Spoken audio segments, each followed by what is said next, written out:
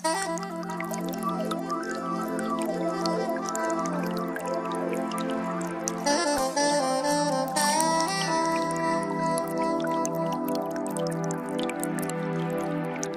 is part of the natural physics of water and other fluids to always find their level and remain flat.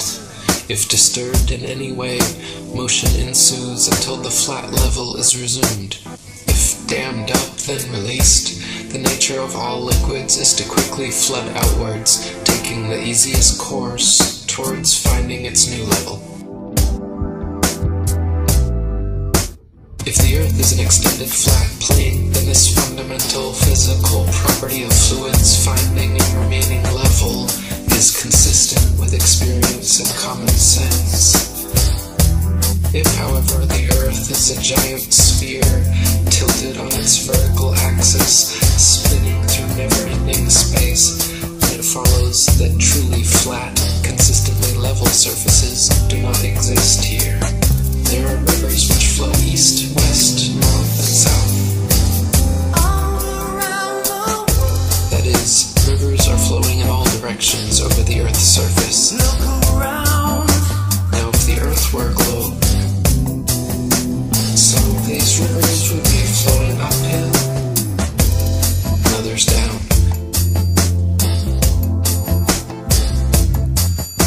Some of these rivers would be flowing uphill,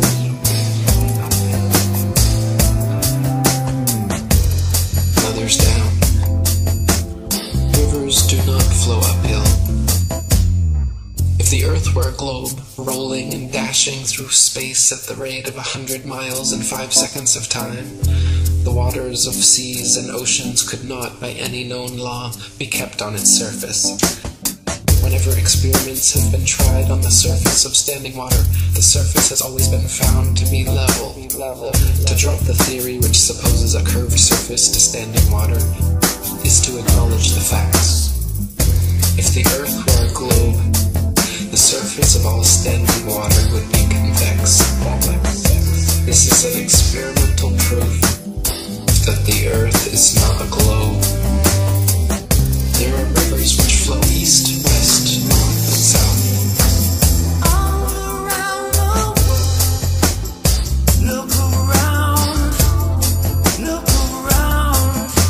Now, if the Earth were a globe, some of these rivers would be flowing uphill, and others down.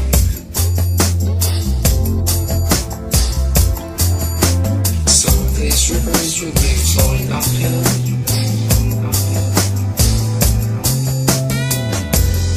others down.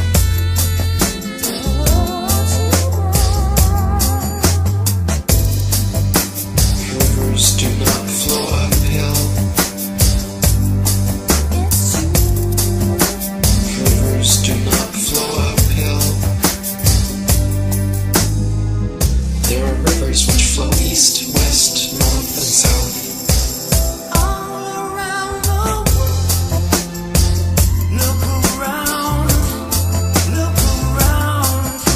Now, if the Earth were a globe,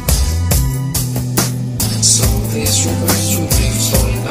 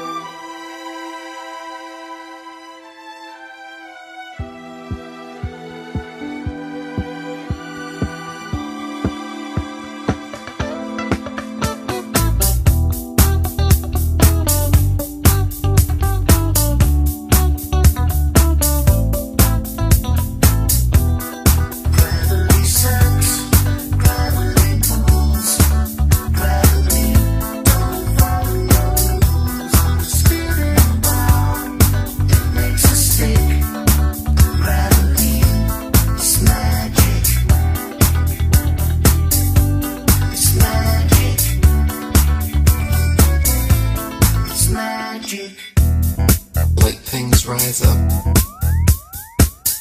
heavy things fall down. Simply a natural property of weight and density that is very different from gravity. Gravity is a hypothetical magnetic-like force possessed by large masses, which Isaac Newton needed to help explain the heliocentric theory of the universe. Gravity sucks, gravity pulls, gravity don't follow rules. Spinning down, it makes us sick. Gravity is magic. It's magic.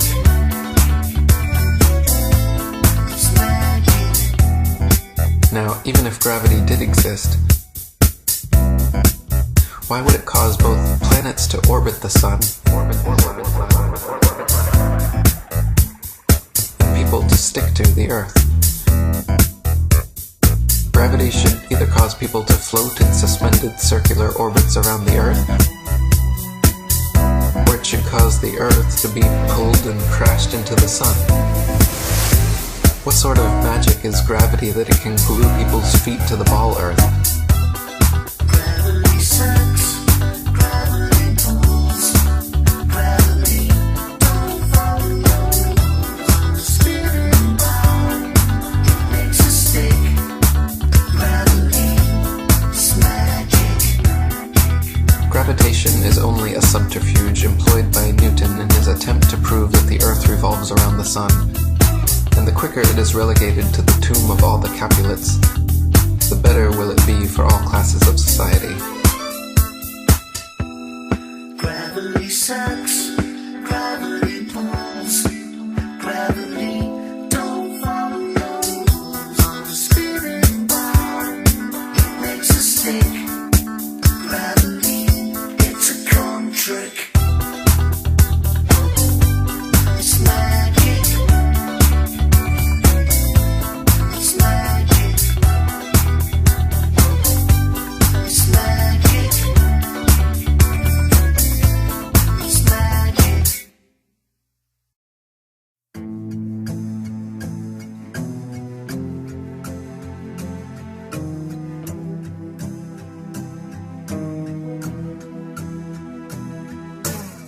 I confess that I cannot imagine how any human being in his proper senses can believe that the sun is stationary when, with his own eyes, he sees it revolving around the heavens, nor how he can believe that the earth on which he stands is whirling with the speed of lightning around the sun when he feels not the slightest motion.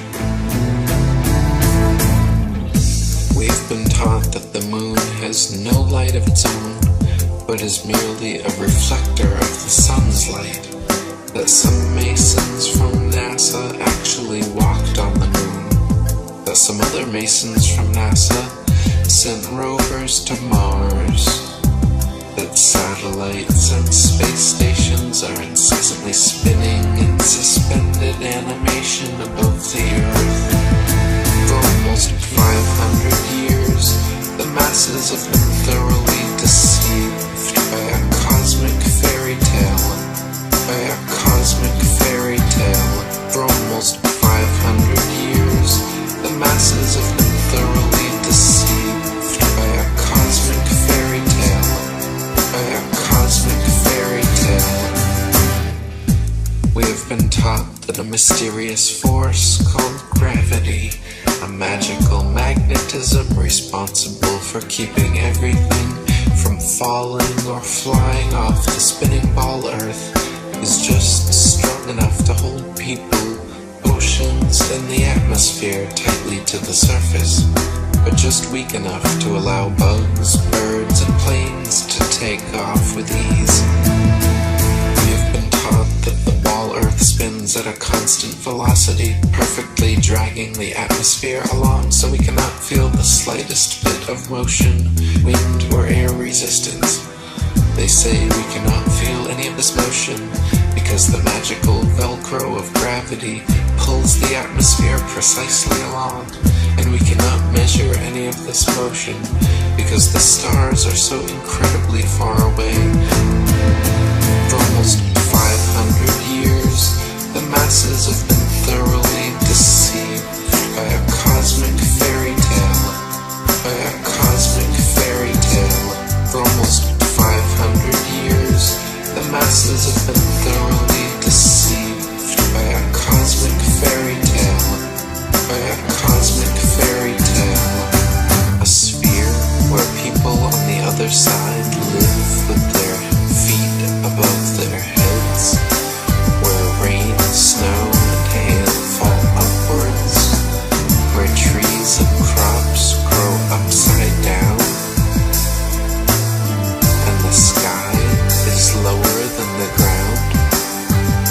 For almost 500 years, the masses have been thoroughly deceived by a cosmic fairy tale. For almost 500 years, the masses have been thoroughly